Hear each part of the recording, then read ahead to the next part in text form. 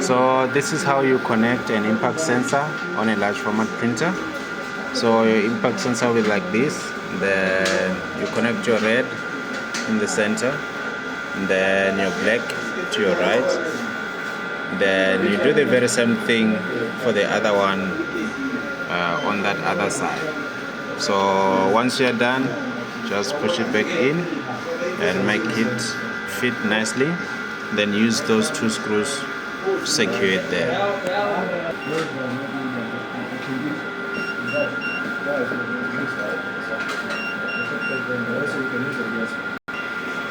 Okay, once this one is set, you can get this one, and then so you secure it on those two screws just like that.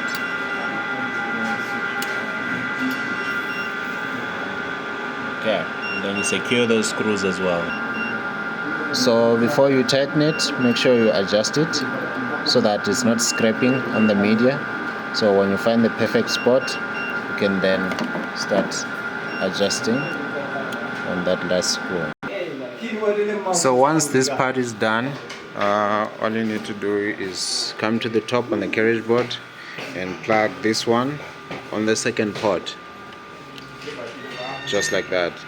Then you make sure you tuck it away neatly, then use a cable tie just to secure it in place. Then after that you can test. So now testing, I'm just gonna move the carriage back. Didn't press again. Okay, then it activates. So now to release it, I'm just gonna click there and press release. Then the alarm is gone. Then the carriage has gone back to its original position.